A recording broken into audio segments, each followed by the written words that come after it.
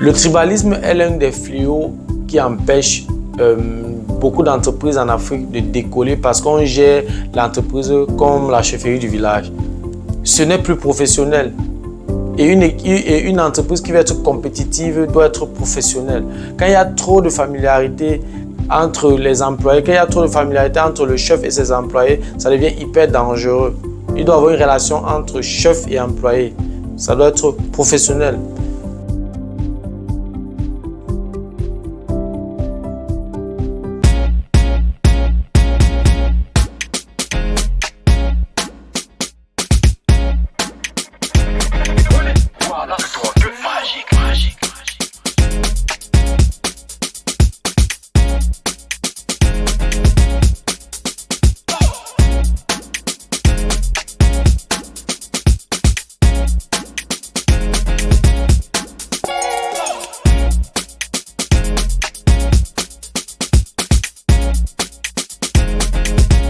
Le tribalisme est malheureusement fortement présent en Afrique.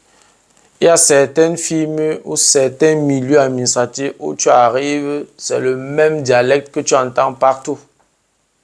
Je parle particulièrement du Cameroun. Si nous voulons bâtir l'Afrique, nous devons mettre le mérite en avant.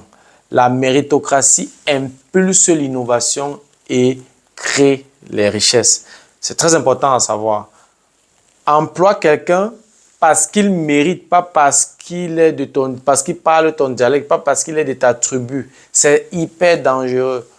Parfois même ce genre d'employé se croit tout permis car pour lui, tu ne peux pas le licencier parce que vous parlez le même dialecte, vous êtes de la même tribu.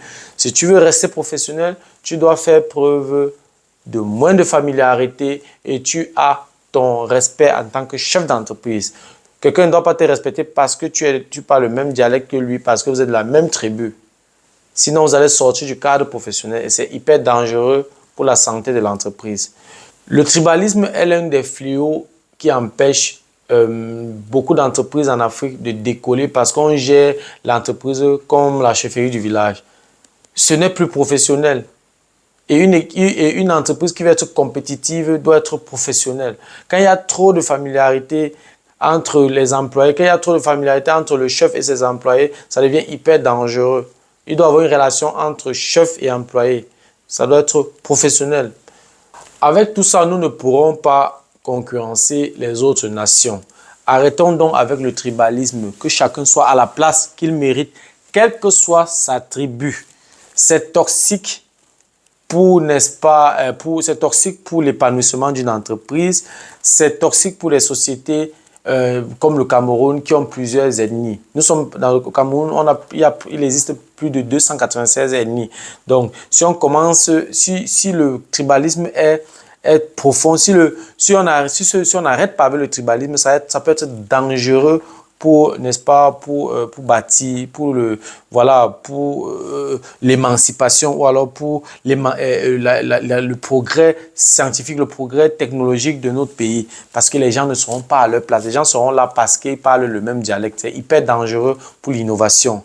Poutine ne pourra malheureusement rien faire contre le tribalisme. C'est à nous de travailler dans ce couloir. C'est notre taf. Ni la Russie, ni la France, ni les États-Unis, ni la Chine, ni l'Inde, ni le Brésil ne pourront nous aider pour combattre le tribalisme. C'est notre responsabilité, chers Africains.